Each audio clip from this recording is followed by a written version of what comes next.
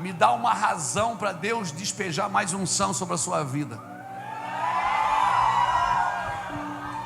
Me dá uma razão para você estar aqui. Dirigir por horas, andar por horas de ônibus, pagar passagem de aérea, pagar hospedagem. Me dá uma razão para Deus te dar mais unção.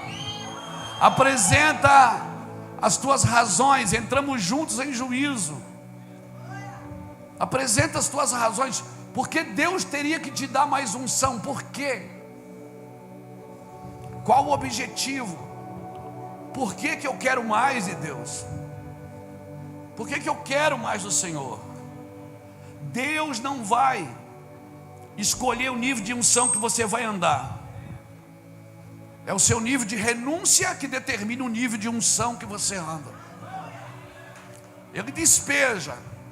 Agora, Deus não te dá unção por causa das suas conquistas, mas te dá por causa das suas renúncias. Muita gente perdeu a unção por causa das suas conquistas. Obrigado pelo seu aleluia. Diga para o irmão que está do seu lado assim: eu sei que você gosta de fazer isso, né, Edilson? Diga para ele: ó, se você tem juízo, é melhor você sair agora. Melhor você ir embora agora. Porque esses dias aqui vai acabar com você. Vai mexer no seu juízo. Amém? Amém? Mas eu trabalho para o Senhor. O Senhor me chamou. O Senhor não te chama pelo teu serviço, Ele te chama pelo teu coração. Entenda isso. O Senhor não te chamou porque você é bom de serviço, mas porque você é bom de coração. Homens de Deus não são homens bons de Bíblia, são bons de coração. Porque a Bíblia você pode aprender. Agora, ser bom de coração tem a ver com a sua natureza, com a sua identidade, com a sua origem, de quem você é, de quem você pertence. Então, os homens, para mim, homens de Deus são homens bons de coração. O que você sabe é importante, mas não é tão importante quanto as suas renúncias. Então, eu queria começar essa conferência assim, batendo em mim primeiro.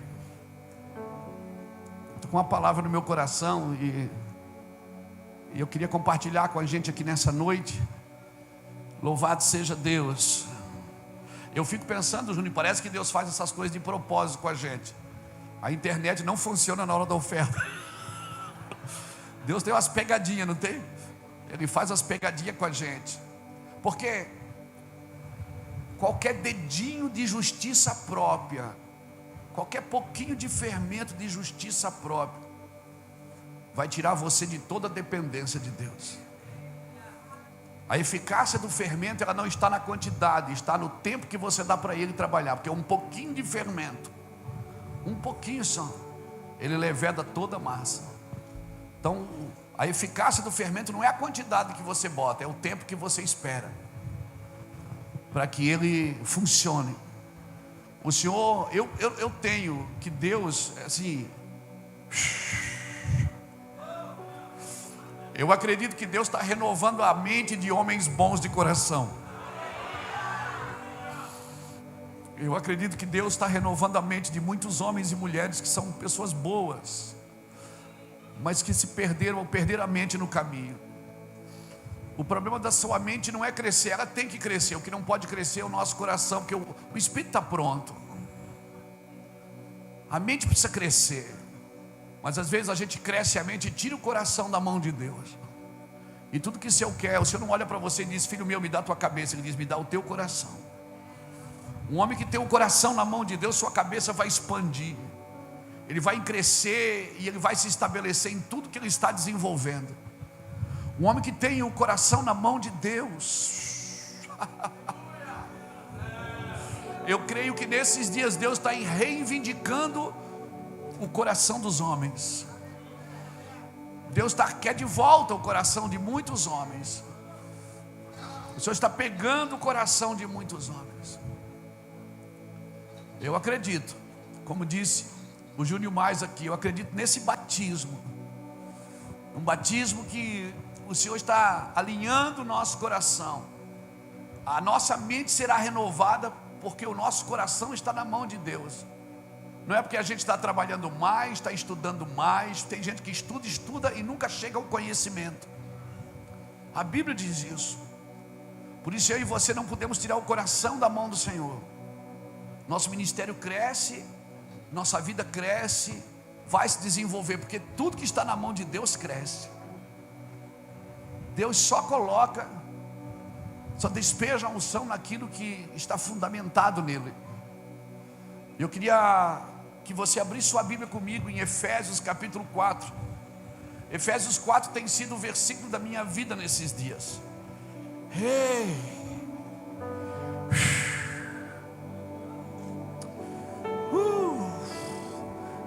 A minha oração é que Deus te pegue por dentro aqui.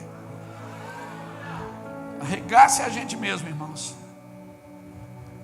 E se o nosso coração está na mão do Senhor, general, Deus vai nos dar coisas poderosas em coisas simples. Ele te dará coisas poderosas em coisas simples. Ele vai começar com o que você tem na mão, o que você está fazendo ali. Quando tens paixão por aquilo que tu fazes, em libertar, restaurar, restituir, Deus vai usar você com coisas poderosas, mas em coisas simples. Pequenas coisas nas tuas mãos, elas vão ser suficientes para Deus fazer. Sabe, aquilo que Deus perguntou para Moisés: o que é isso na tua mão? Ele disse: uma vara. O Senhor disse: então joga na terra. Foi o que Jesus perguntou para os discípulos: o que vocês têm? Ele disse: não tem nada. Vai ver quantos pães tem. Ele disse: olha, nós temos um menino aqui que tem 5 pães e 2 peixes. Ele disse: está ótimo, está bom, é isso, está maravilhoso. Amém? Não tenho nada, eu só tenho um pouquinho de azeite, já serve. É o suficiente, não começa nada grande. Às vezes você fica em expectativas, em fazer mais, em aprender mais. E isso muitas vezes só denuncia a nossa falta de dependência do Senhor. A voz que está dentro de nós, essa voz que clama, né? A voz do que clama. Tem um clamor dentro de nós. Tem um clamor dentro da nossa vida. A voz é nossa, mas o clamor é dele. Quando perguntaram para João Batista, ele disse: eu sou a voz do que clama. Ou seja, o clamor não é meu, eu sou a voz. Tem um clamor dentro de mim, e tem um clamor dentro de você. Amém? Amém? Tem um clamor. Abra comigo Efésios capítulo 4, versículo 1 diz assim: rogo-vos, pois, como prisioneiros do Senhor, que andeis de modo digno da vocação em que fostes chamados, com toda a humildade e mansidão, com longanimidade, suportando-vos uns aos outros em amor, esforçando-vos diligentemente por preservar a unidade do Espírito no vínculo da paz. Há somente um corpo e um Espírito, como também foste chamado numa só esperança da vossa vocação. Há um só Senhor, uma só fé, um só batismo, um só Deus e Pai de todos, a qual é sobre todos e age por meio de todos. Até aqui está bom, mas medite depois em Efésios 4. Irmão, se nós não estivermos vendo aquilo que estamos falando, dificilmente nós vamos desfrutar do Espírito na sua plenitude. Quando eu falo isso, eu lembro, sabe de quem? De Estevão. Estevão está pregando, ele condensa a Bíblia inteira num capítulo só, no capítulo 7 de Atos. Ele começa a pregar no capítulo 7 de Atos, do versículo 1 até o último versículo, e ele está condensando todas as escrituras ali. Foi um tiro de bazuca, e a palavra foi tão violenta que de repente os céus abriram, e Estevão começou a ver aquilo que ele estava anunciando. Eu quero declarar isso, irmãos. Amém? Se existe uma voz, existe o dono da voz. Chegou a hora de os pregadores, de os homens e mulheres que anunciam essas boas novas começarem a ver o que eles estão anunciando. Eu ouso a dizer que são dias de cumprimentos. Não seja redundante em promessas. Promessas, tem muitas promessas que nós estamos esperando e elas já se cumpriram, e nós ainda estamos redundantes nelas. Irmãos, eu não vim aqui pregar hoje, eu estava ali adorando a Deus. Eu vim dar alguns conselhos que foram bons para a minha vida, que me quebraram, que me moeram. Eu vou fazer 57 anos daqui a 3 meses, e eu fico pensando que você vai estudar a tribo de Levi, você vai aprender uma coisa interessante, que Levi, os sacerdotes da tribo de Levi, depois dos 60 anos, eles faziam 3 coisas importantes no tabernáculo. Eles não tinham mais a função de tabernacular, de carregar ou de serviço braçal do tabernáculo. Eles faziam 3 coisas: eles transcreviam a lei, eles enchiam os candelabros e eles aparavam os pavis. Depois dos 60 anos, o sacerdote fazia isso dentro do tabernáculo, ou seja, eles transcreviam a lei tudo de novo. Para quê? Para preparar a próxima geração. Eles já estavam escrevendo tudo de novo. E você vai ver no Pentateuco que Deuteronômio é isso, é a transcrição de tudo de novo, né? Deus cria em Gênesis, derrama sua glória em Êxodo, instrui em Levíticos, movimenta em Números, e em Deuteronômio ele repete tudo de novo. Gênesis ele cria, Êxodo ele derrama sua glória no tabernáculo, Levíticos é só instrução, Números é só movimentação. Você vai ver ele se movimentando no deserto em Números, e Deuteronômio ele transcreve tudo de novo para a próxima geração. Então eu vejo que nós já estamos numa idade assim, eu não estou querendo fazer muitas coisas mais não. Às vezes as pessoas convidam para pregar, eu estou meio desanimado de pregar. Por quê, pastor? Porque eu estou numa outra vibe hoje. Eu estou transcrevendo a lei, estou me preocupando em escrever mais, deixar coisas prontas para as próximas gerações. Não estou com vontade de morrer agora não, viu, irmão? Mas será que o pastor está profetizando a morte dele? Deus vai recolher? Não, irmão, não vai recolher agora não, tá? Deus me mostrou, não mostrou não. Mas eu estou no tempo de transcrever a lei, de encher o candelabro, manter as pessoas acesas, sabe? E aparar o pavio. Para que aparar o pavio? Para que não ficar cheiro de fumaça. Porque, modesta parte, eu tenho ido em muitos lugares que só tem fumaça, irmão, mas não tem mais fogo. Tem cheiro de fumaça. Você pensa assim, meu Deus, é a nuvem de glória. Não é só fumaça. Mas não tem mais fogo. Então o nosso trabalho é manter pessoas acesas, manter pessoas queimando. Então eu nunca preguei tanto para crente como eu estou pregando agora. Eu nunca preguei tanto para liderança como eu estou pregando nesses 2, 3 últimos anos. A pandemia deu uma chacoalhada na igreja, não é? Então eu entendi que era para ir para dentro, para ficar ali dentro, se preparando e preparando uma geração. E é tão interessante que em todos os lugares que eu vou tem gente sentada no chão, jovens, não é? Ouvindo os irmãos mais velhos, ouvindo os cabelos brancos, ouvindo pessoas que já caminharam um pouco mais. E eu louvo a Deus pela vida de vocês. Eu louvo a Deus por essa sensibilidade e essa humildade de ouvir os irmãos mais velhos. Porque se a Bíblia diz que Deus derramará do seu Espírito sobre toda a carne, vossos filhos e vossas filhas profetizarão. Essa não é uma promessa para os membros da igreja, é uma promessa para filhos. Amém? Vossos filhos e vossas filhas profetizarão. Então eu acredito que Deus vai fazer primeiro nos lares, para depois fazer no templo. Se é os filhos que vão profetizar primeiro, se é a nossa geração de filhos que foram discipulados, preparados para fazer algo maior, se há um padrão de continuidade, tem que ter paternidade, irmãos. Não tem um padrão de continuidade sem ter paternidade. Então eu estou nessa pegada aí, sabe? Eu não quero mais ter um ministério próprio, eu não quero mais ficar famoso, eu não quero mais ganhar dinheiro com a pregação. Dinheiro eu até quero ganhar, porque eu quero gastar tudo. Mas sabe tem umas coisas assim que parou de movimentar a mente da gente. Sabe aquela coisa que você tem vontade de ficar em casa, escrevendo, preparando?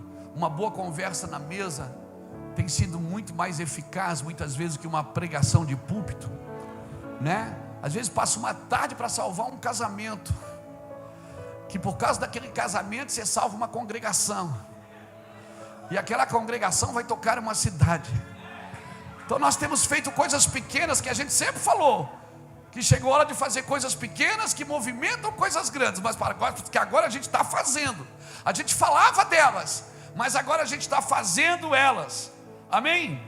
Então se mova por aquilo que você está vendo, por aquilo que o cenário está tentando mostrar. Por favor, não se mova pelo cenário. A palavra rogo-vos é um convite, não, é uma ordem. É quase um pedido de desespero. Rogo-vos como prisioneiro de Cristo. Deus te chamou para ser colado nele, irmãos, aprisionado nele. Eu entrei nessa prisão e fechei a porta por dentro. Paulo está dizendo como prisioneiros de Cristo. Havia uma grande discussão. Paulo é prisioneiro de Roma, Paulo é prisioneiro dos judeus. Os judeus queriam prender Paulo, Roma queria soltar. E Paulo diz: olha, vocês fiquem aí brigando, mas eu não sou prisioneiro nem de Roma, eu não sou prisioneiro dos romanos, nem dos judeus, eu sou prisioneiro de Cristo. Não, mas solta ele. Ele dizia: eu não quero ser solto, eu quero ir para Roma. Mas nós queremos te soltar. Paulo diz: você não pode me soltar, porque eu não sou seu prisioneiro. Eu decidi viver assim, eu fiz uma escolha. Eu não estou triste com a igreja, porque eu decidi pela igreja. Eu não estou triste, não estou ofendido com os irmãos. Mas eu me ofendo, pastor. Sabe por que você se ofende com alguns irmãos? Porque você dá para eles o lugar que você deveria ter dado só para Cristo. Por isso que eles têm a capacidade de te ofender.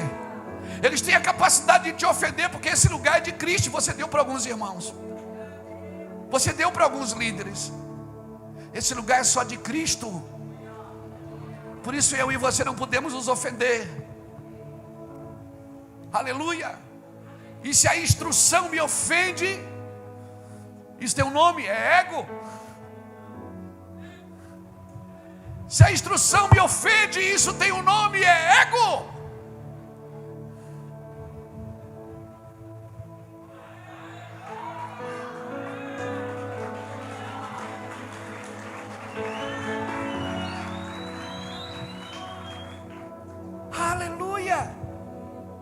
Se mova por aquilo que os céus estão mostrando, não por aquilo que o cenário está tentando fazer você acreditar. Esses dias eu fiz uma reunião de obreiros lá em Itajaí. Eu falei para os irmãos, digo: olha, é melhor não ter ninguém fazendo do que ter alguém que parece que está fazendo. É melhor não ter ninguém ali, aquele lugar vazio, do que alguém que parece que está ali, mas não está ali. Amém, irmãos? Então se prepare, porque nós vamos entrar num tempo de palavras que não vão gerar euforia em nós, mas vão gerar em nós um senso missionário, vão gerar em nós um senso de missão, um senso de pertencimento, de quem eu sou, o que eu vim fazer, aonde eu estou nesse chamado, até onde eu irei com Cristo. Então se prepare para um tipo de pregações que não vão trazer euforia para a congregação, mas vão trazer um senso missionário, vão trazer um senso de destino para a minha vida. Amém? Amém? Mas eu sou pastor, não interessa. Não se iluda com títulos. Não se iluda. Quando Saul pecou, Deus não tirou o título, tirou a unção. E muitos homens não perderam o título, mas perderam a unção. Saul governou por 40 anos, mas só 39 anos, 350 e alguns dias, sem a presença de Deus. Ele só ficou 7 dias na presença de Deus. Ele não conseguiu esperar 7 dias. E o Senhor disse, através de Samuel: espera 7 dias, porque eu vou descer e vou sacrificar. Ele não conseguiu esperar 7 dias. Deus não tirou o título dele, ele continuou sendo o rei de Israel.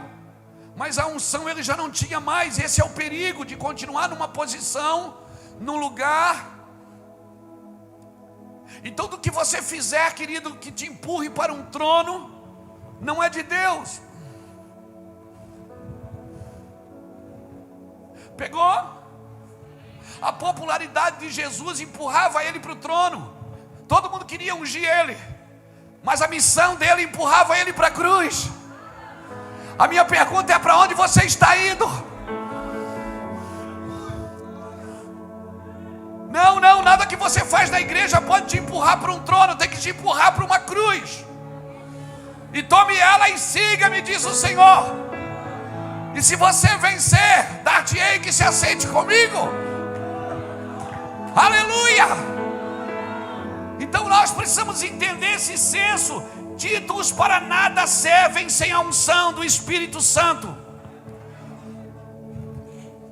Se você trouxe uma caneta, anota, porque vai ser bem. Deus não precisa de você sem o Espírito Santo.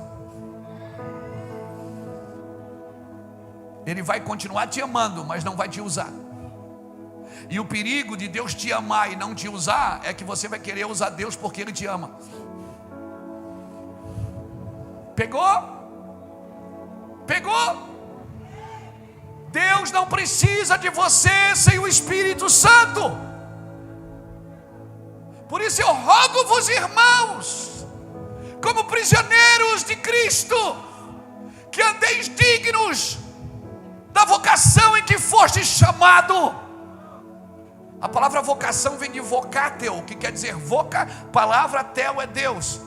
Então Paulo está dizendo: cada um fique no vocateo, ou seja, cada um fique na palavra que Deus deu. Você recebeu uma palavra, fique nela. As emoções vão gritar contra a palavra. E quando Deus te der uma palavra, não ouça mais ninguém.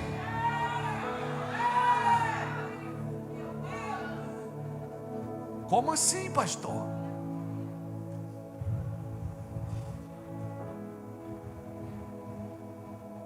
Para se tornar uma voz do que clama. Não é só de pregações que a igreja precisa, de uma voz de comando, uma voz de destino. E não é uma voz que parte da terra para o céu, é uma voz que parte do céu para a terra. Voz do que clama.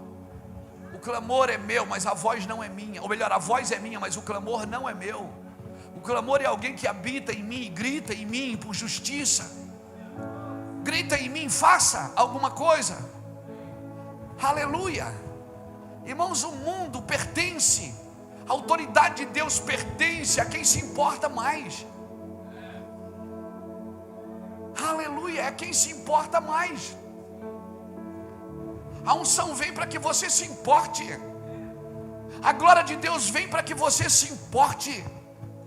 Eu preciso me importar com a minha cidade, com a minha nação. Mas esse se importar não é para ir para a rua fazer piquete. Esse se importar não é para fazer passeata na rua. Porque a guerra da igreja não é aqui na praça. A guerra da igreja é nas regiões celestiais em Cristo Jesus. Se ela vencer aqui, as portas do inferno aqui não prevalecerão contra ela. E eu lhe darei uma chave. Mas a igreja quer brigar, brigas que não são delas. Briga de rua. A igreja quer brigar, briga de rua.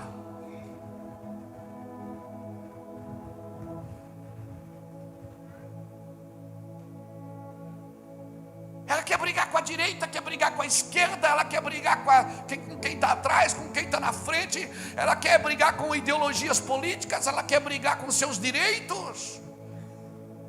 Quem disse que você tem direito, igreja, a partir da terra? Você tem direito, igreja, você tem direito a partir do céu. Eu sou sua cabeça. Que cabeça você quer? Há um clamor dentro da igreja brasileira. Há um clamor para mudar situações, mudar estados, mudar países. Mas quem se importa? Keith Green já cantava isso. Quem se importa? Quem se importa? Quem se importa? O Senhor aparece e diz: arranca essa figueira que não dá fruto. Você acha mesmo que Ele quer arrancar? Não, Ele quer que alguém diga: deixa comigo, me dá mais um ano, deixa eu escavar ela, deixa eu colocar adubo nela, deixa eu investir nela. Você acha mesmo que Ele quer arrancar essa figueira? Ele se apresenta a Moisés e diz: vou destruir esse povo, Moisés, vou acabar com esse povo. Moisés diz: não, Senhor, não vai não, deixa comigo, te arrepende agora, Deus. Você acha que Deus quer destruir alguém, quer acabar com alguém? Você acha que Deus quer isso mesmo? Você não já tinha destruído você, que você não merece estar aqui também. Ele só quer alguém que pula na frente e mata no peito e diz: é comigo, Deus. Eu só procuro um homem que fique na brecha, para que eu não destrua a nação. Mas ninguém encontrei. Só quero um homem que mata no peito e diz: é comigo. A parada é comigo.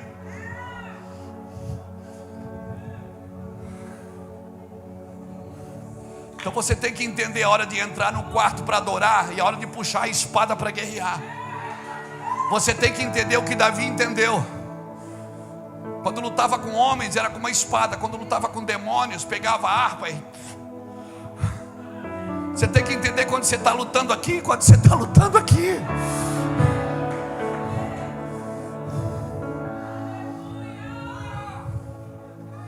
Efésios, estude Efésios. Ele fala: irmão, Efésios é a carta magna para mim da igreja. Ensina sobre casamento, ensina sobre liderança, ensina sobre criação de filhos, ensina sobre ministério. Quando você está fechando o livro, ele diz: mas põe o capacete da salvação, o escudo da fé, a espada da lei. Ele está dizendo: tudo isso que eu estou te falando, você vai ter que guerrear por isso.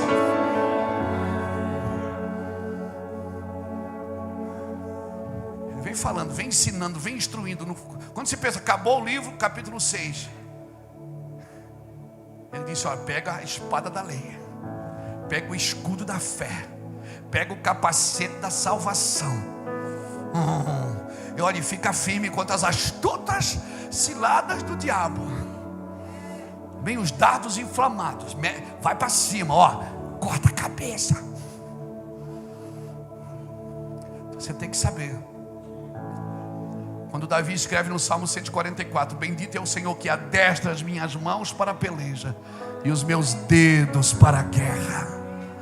Quando ele guerreava com homens e com demônios, todo intercessor, todo adorador vai se transformar no intercessor.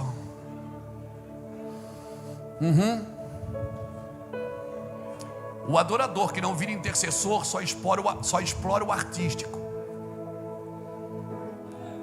Quem é o maior adorador da Bíblia? Quem? E quem é o maior guerreiro? Que adoração e guerra andam juntas. Ó, todo intercessor que não adora só vê demônio. Já viu? Todo intercessor que não é adorador só vê demônio. Eu vejo um demônio aqui, vejo um demônio ali. Vai ver demônio lá no inferno, irmão. E todo adorador que não intercede também é só vaidade. Adoração e intercessão estão juntas. Isso é uma guerra só, meu irmão. Então para que Deus procura adoradores? Para que Deus procura adoradores, irmão? É para ficar adorando o dia inteiro? Não, Ele procura adoradores para interceder pela cidade, para se meter na briga, para entrar na confusão, para entrar nas regiões celestiais.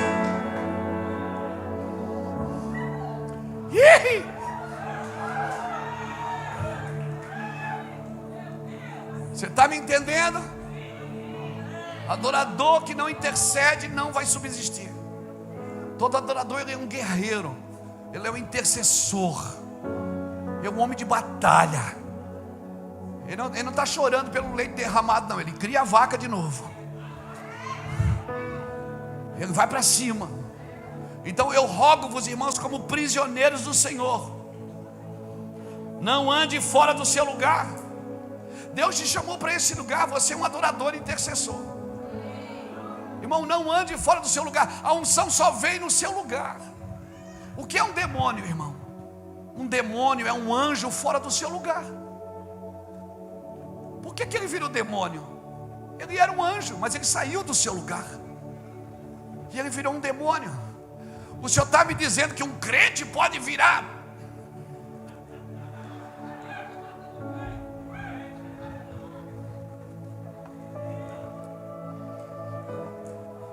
Se um anjo pode,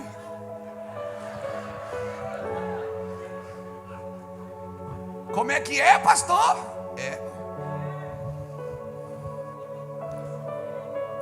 Se um anjo pode, você acha que um demônio não pode, não? Que um homem não pode?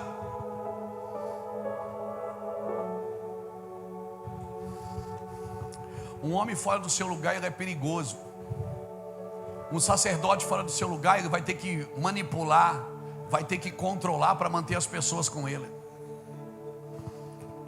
Uma mulher fora do seu lugar, em vez de ela ser uma sábia que edifica uma casa, ela vira uma tola. Então o nosso problema é ambiente. É fora do ambiente que Deus nos colocou. Porque nós queremos criar um ambiente. E Deus está dizendo: eu tenho um ambiente para você. Eu tenho um ambiente para colocar você nele. E você vai limpar esse ambiente. Você vai mudar esse ambiente. Você vai transformar esse ambiente. Meu irmão Júnior abriu essa conferência dizendo que nós estamos construindo um lugar para ele. Tem um lugar que é dele, irmãos. E esse lugar não é de ninguém. Eu não posso dar ele para ninguém. Eu não posso dar para o meu cônjuge. Eu não posso dar para o meu melhor amigo. Eu não posso dar para um filho. Eu não posso dar para ninguém. Esse lugar é do Senhor. E eu fora desse lugar, eu também posso ter atitudes debaixo de influência demoníaca. Como, pastor? Pode. Jesus chama Pedro, diz que ele tem uma revelação, 10 minutos depois diz que ele está endemoniado. Por que, irmãos? Mas por que tanta guerra? Ontem o pastor José estava no aeroporto junto com a equipe esperando o avião, e a gente começou a conversar: Juca, que tanta guerra nós estamos vivendo, hein? Que quem vê a gente na internet pensa assim: meu Deus, que mistério. Meu Deus, como eu queria essa unção. Vou pedir para orar por mim no final e transferir a unção. E aí José ontem sentado lá no aeroporto, olhando, chorando, olhando para o outro: pastor, o que é isso? Que tanta guerra. Não se acha que o diabo vai atrás de alguém que não tem revelação? O diabo quer homens de revelação, irmão. Pessoas que têm conectado com o céu. Amém? Tem gente que já chama o diabo de Didi. Já é íntimo. Já virou amigo, já é íntimo. Já trabalham juntos, já são sócios no ministério. 50, meio a meio. Você faz uma coisa para Deus desde que você faça uma coisa para mim. A gente brinca, mas é verdade. As pessoas vão perdendo a noção do temor, do que realmente glorifica Deus. E ontem aí Juscelio falando, e aí Juscelio, pastor, que guerra? Rapaz, guerra, guerras fantásticas, batalhas extraordinárias, guerras surpreendentes, mas em todas essas coisas, você não foi criado para produzir conteúdo para consumistas evangélicos. E quando um homem não entende isso, uma mulher não entende isso, então ele vai precisar de controle, manipulação, vai precisar de boas palavras, de conteúdo para chamar a atenção. Não, cara, o que chama a atenção é a unção de Deus. E eu rogo-vos como prisioneiro,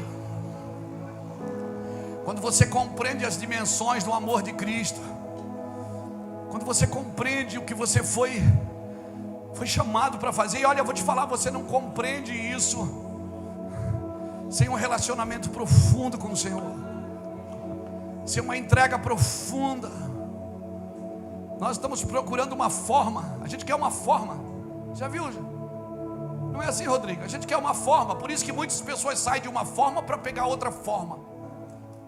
Tinha uma forma na igreja, agora saiu e pegou outra. Não, você tem que ficar sem forma, até que você se esvazie. A terra só começou a ser construída e criada quando ela estava sem forma e vazia.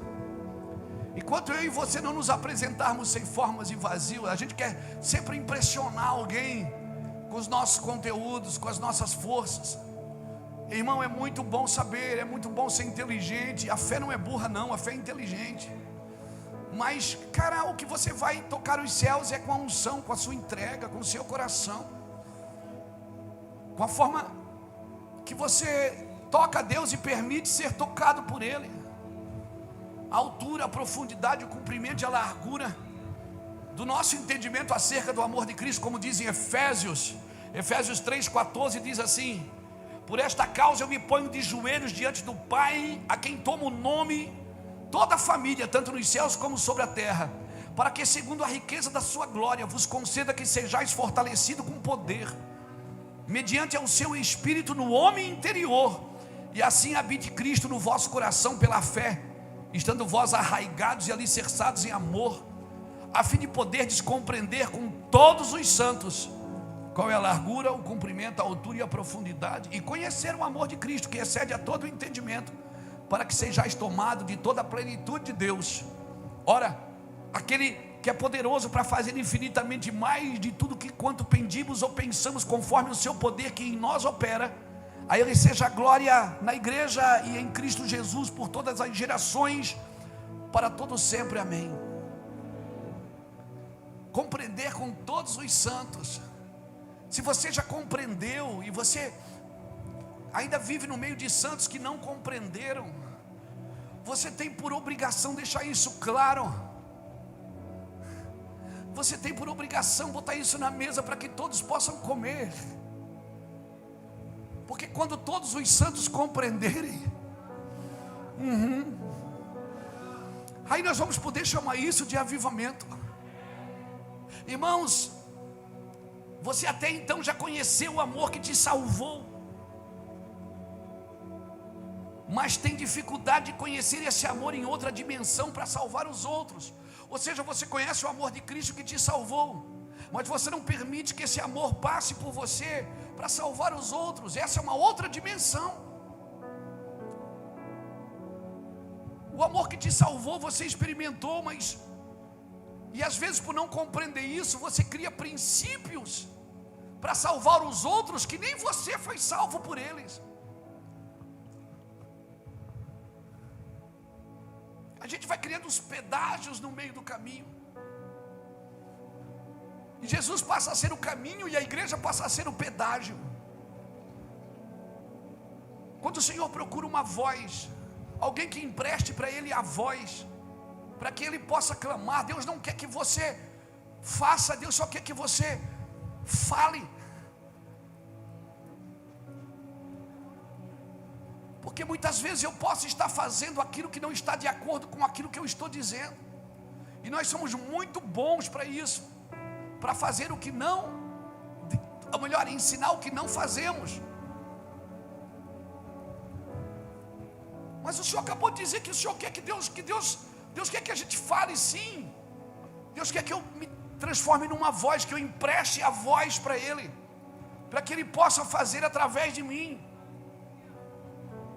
Irmãos, isso é muito sério. Eu e você, nós não podemos, nós não devemos emitir opiniões naquilo que Jesus disse, porque se Jesus disse é verdade, eu não tenho que emitir minhas opiniões acerca disso. Jesus disse, então está dito. É ou não é? Qual é a sua opinião? Eu não tenho mais opinião se Jesus disse.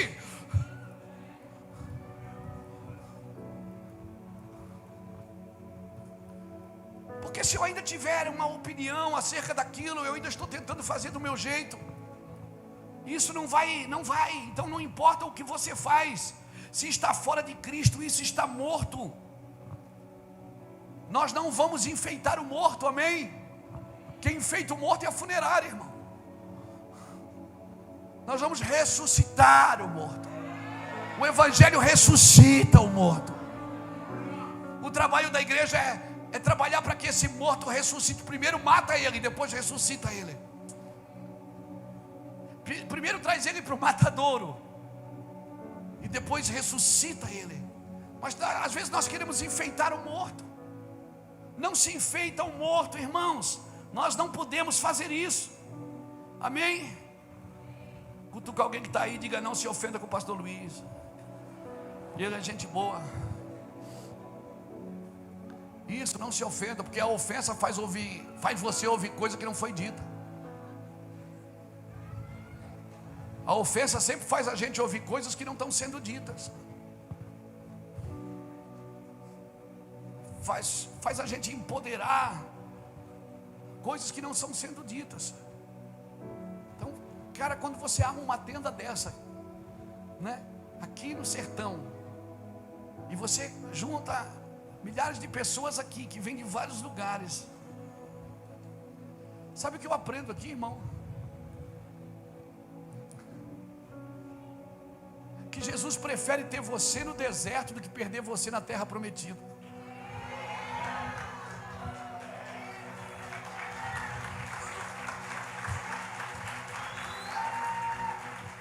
Verdade, porque Adão caiu no paraíso e Jesus venceu no deserto. Então, para Deus é muito melhor ter você no deserto do que perder você na terra prometida. Vai ver que alguns morreram no deserto por causa disso. Que para Deus é melhor ter você no deserto. Diz que para Deus é melhor ter você sem nada do que perder você para tudo, para qualquer coisa.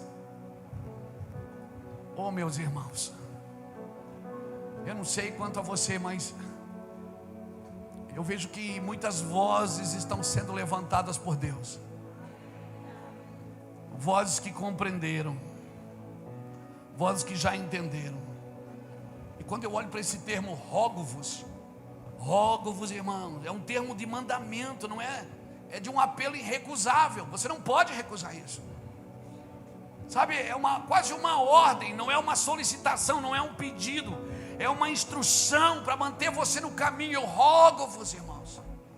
Sabe, quando um pai roga para um filho: meu filho, o pai está te rogando. Ele está dizendo assim: você vai se perder se você sair dessa disciplina, se você sair dessa conduta. Esse rogo-vos, ele também tem um teor profético. Por isso ele não é uma possibilidade, mas é uma revelação para você viver. Ele está dizendo: olha, eu rogo-vos para que você viva digno da vocação, do vocátel, da palavra que Deus te deu. Ande nesse lugar, ser digno. Digno, o que é digno? É trazer respeito, é reconhecimento, é trazer respeito e reconhecimento quanto à origem da nossa identidade, da onde eu vim, para onde eu vou. Andar com dignidade é honrar o lugar da onde eu vim. Por isso Jesus dizia, em João capítulo 8, ele disse: o meu testemunho é verdadeiro, porque eu sei de onde vim, sei para onde eu estou indo. Ele estava dizendo, em outras palavras, eu estou honrando as minhas origens. E esse lugar não se trata de um homem, sei lá, um homem natural, um homem humano, se esforçando para viver uma vida espiritual. Não, é o contrário. Se trata de um ser espiritual se esforçando para ser um bom homem. Porque fala para mim, você tem mais dificuldade de lidar com as coisas da terra ou com as coisas do céu? Da terra, irmão. A gente tem dificuldade de ser gente, dificuldade de ser homem. Amém?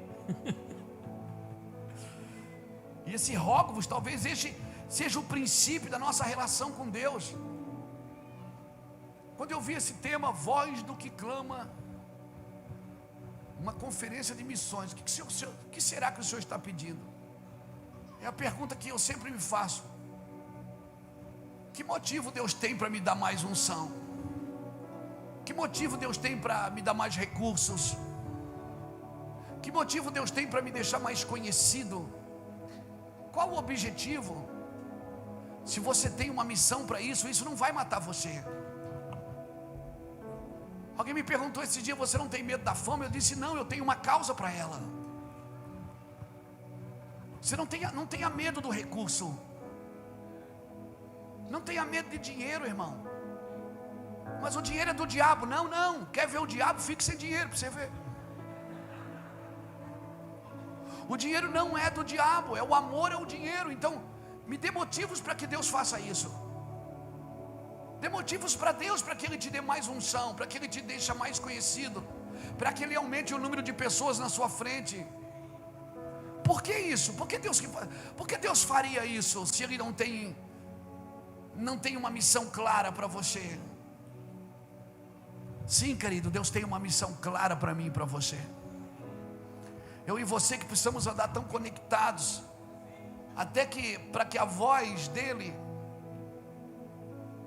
se conecte tanto com a minha voz. Eu vou falar uma coisa para você, uma coisa estranha de falar, porque está gravando.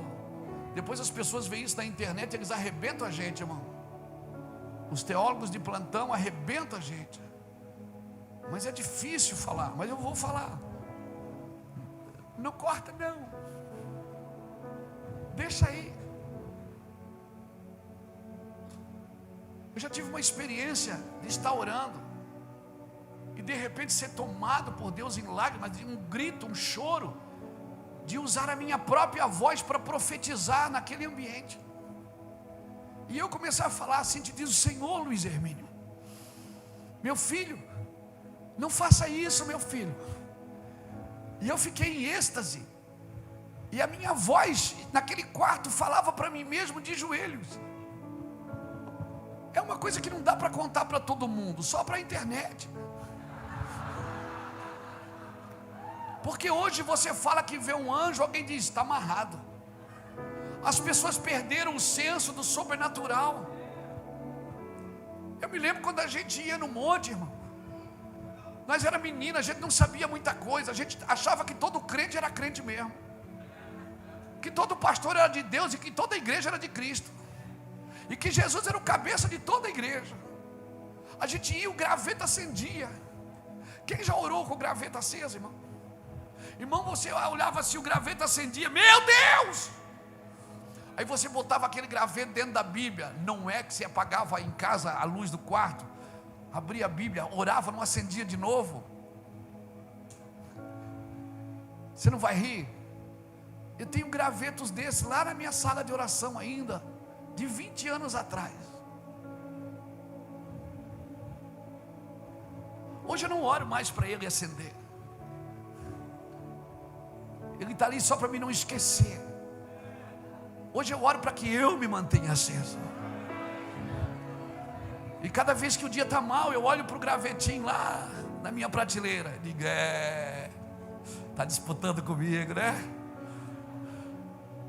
São coisas simples, coisas pequenas. Eu me lembro que toda vez que eu ia em Israel, eu trazia uma pedra do Rio Jordão. Eu tenho umas pedrinhas lá na minha prateleira, mas não é para ficar adorando, oh, pedra abençoada. Não, são marcos e sinais para lembrar que realmente ele esteve ali. Sabe, são coisas que eu guardo, coisas de uma época de inocência, de um lugar que a gente vivia com tanta inocência, cara, que as reuniões de oração eram de oração, que ninguém filmava quem estava orando,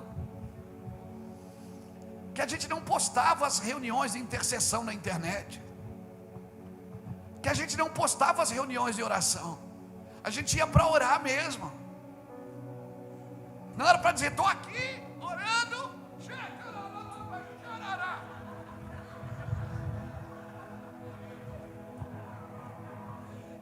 É legal, é muito legal.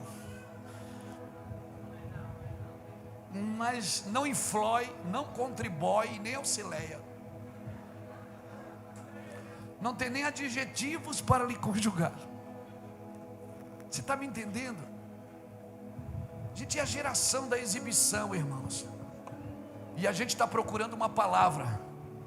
Pastor, ora por mim, libera uma palavra. E Deus está dizendo, tem uma voz clamando dentro de você. E você não parou para ouvir ela. Você está procurando alguém para dizer para você o que tem que fazer. Pastor, ora por mim, libera uma profecia para mim, libera uma palavra. Tem uns que liberam e botam o pix embaixo. Por que falta voz? Porque a palavra está sendo comercializada. Por que, irmãos, que falta voz? Que a gente está mais para fora do que para dentro. A gente parou de olhar para dentro. Tem um espírito gritando dentro da gente, dizendo, para de olhar para fora e começa a olhar para dentro, Luiz. Tem alguém aí dentro gritando dentro de você, irmão. Se você der só meia hora por dia, não precisa muito não, meia hora já ajuda. Meia hora ele já resolvia um monte de BO da sua vida. Meia hora para ele por dia tiraria você de 7 dias de campanha. Meia hora, ei, deixa eu ser prático aqui, não se ofenda, eu falei. E se ofender é a hora que passa. Meia hora para ele por dia tiraria você da fila da bênção. Amém, irmãos? Ele foi para São Paulo esse ano porque ele foi jogar no São Paulo, então tinha que estudar lá. O diretor da escola chamou ele para se formar junto com a turma. Disse, não, pastor, Samuel tem que se formar com a gente. Ele está aqui com a gente desde 5 anos e meio de idade. Não, nós vamos deixar um lugarzinho para ele aqui, nós vamos botar uma bequinha nele. Você está me entendendo a história, irmãos? Você está construindo uma história. Meia hora com ele por dia vai te alinhar para o resto da vida. Hoje, quem vê a gente falar pensa que a gente não tem crise. Eu tenho crise. Juscelio tem crise. Júnior deve ter uma a cada 10 minutos. Júnior tem uma crise a cada 10 minutos. Quando você vê o Júnior falando sozinho, ele está em crise. Não converse com ele, não procure falar nada de fora para dentro. Deixe que ele, daqui a pouco, sai. E qual é a crise do Senhor, pastor Luiz? A minha crise é que eu já entendi algumas coisas das Escrituras, mas eu não achei em mim ainda um coração adequado para vivê-las, para fazer aquilo. Eu não achei em mim ainda um coração saudável e adequado. Então por isso a minha vida inteira agora é dizer, Deus, toma meu coração para você, porque eu já entendi. Eu já entendi, eu não preciso de mais instrução, eu preciso ter um coração igual ao teu. Eu não estou atrás de revelação, eu não preciso ler mais livro para ter revelação para pregar, cara, eu já entendi. Só que às vezes eu olho para mim, eu não acho o coração adequado de pai, de marido, de pastor presidente. Mas de repente, Jordânia, aquela voz grita dentro de si, ei, eu estou aqui. Deixa que eu falo por você. Eu sou a voz do que clama no deserto. Só prepara o caminho e deixa que eu falo. Essa é a minha crise. É não achar em mim coração adequado. Às vezes eu também sou ambicioso. Às vezes eu também quero aparecer. Às vezes eu também quero pregar uma mensagem para todo mundo dizer, uau, que palavra. Às vezes eu também tenho ciúmes e invejas de irmãos que têm mais seguidores. Ah, se identificou. Eu não tenho, tem sim.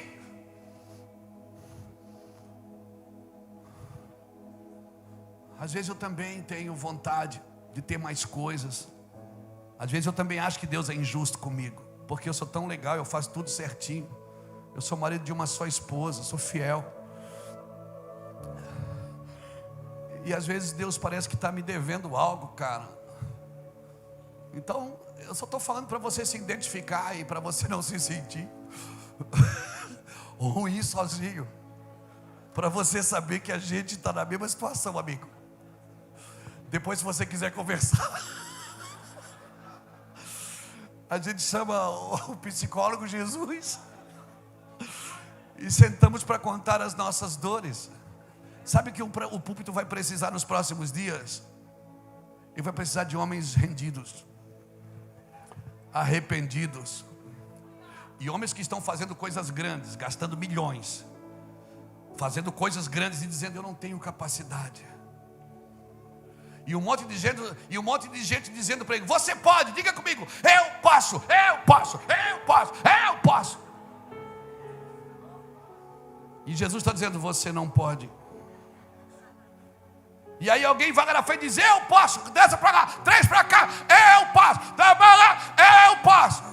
E aí você nunca vai tratar das suas fraquezas, porque vai ter sempre alguém aqui fora dizendo: você pode.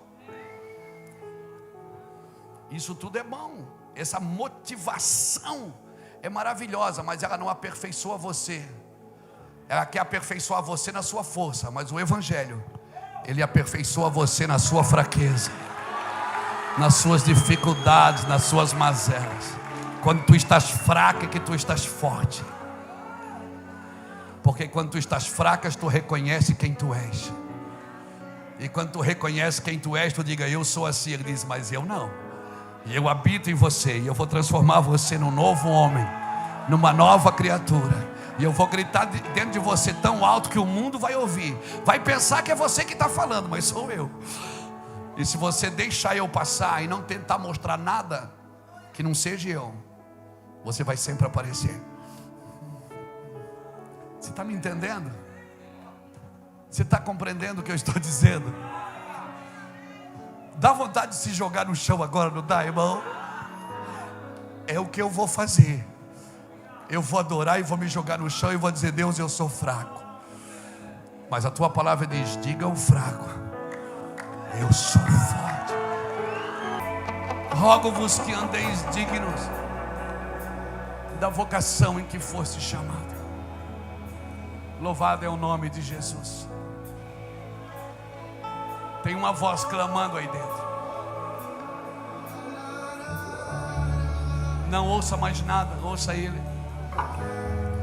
Ele vai falar com você nos próximos dias aqui. Poderosamente Ele vai falar. Vai falar grandemente com você, grandemente com a sua casa. Ele vai dar sinais da sua presença. E vai dizer: eu estou aqui, eu estou vendo, eu estou movendo você. Descanse, descanse. Não deixe que a justiça própria, não deixe que a sua capacidade intelectualizada, não deixe que a sua condição tire você da dependência. Cara, eu estou ficando mais velho. Eu estou compreendendo algumas coisas.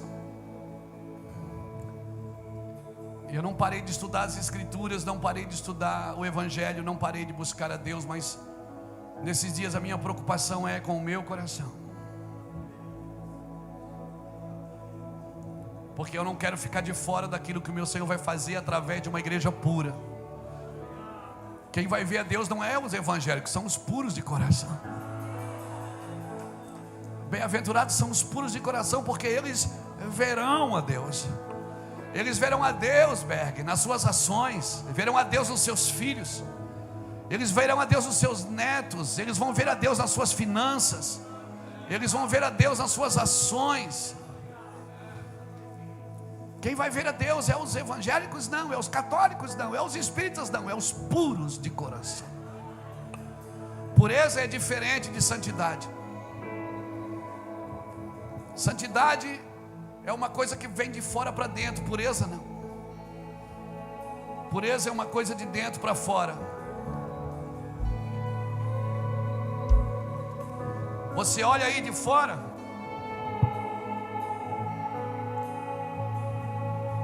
essa água aqui aos seus olhos está limpa, não está? Mas você não sabe se está pura. Só quem sabe que se está pura sou eu, porque eu vou prová-la.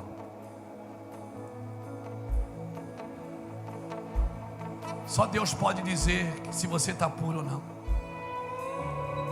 Essa conversa, eu conheço teu coração, essa conversa não existe, irmão. Ninguém conhece o coração do outro, só Deus. Você pode admirar o coração do outro, mas você não conhece. Então o limpo não significa que está puro. Por isso eu preciso ser provado em Deus. Deus vai me provar para ver a minha pureza. O que os meus olhos estão procurando na terra, o que os meus ouvidos estão procurando na terra. Irmão, tem coisas que não cabem mais para os puros. Tem algumas conversas que não cabem mais na igreja. Pode beber, pode fumar, pode ouvir música do mundo. Ô irmão, vamos ser puros. A pureza afasta você de qualquer coisa. E às vezes nem porque é pecado, só porque você quer ser mais puro.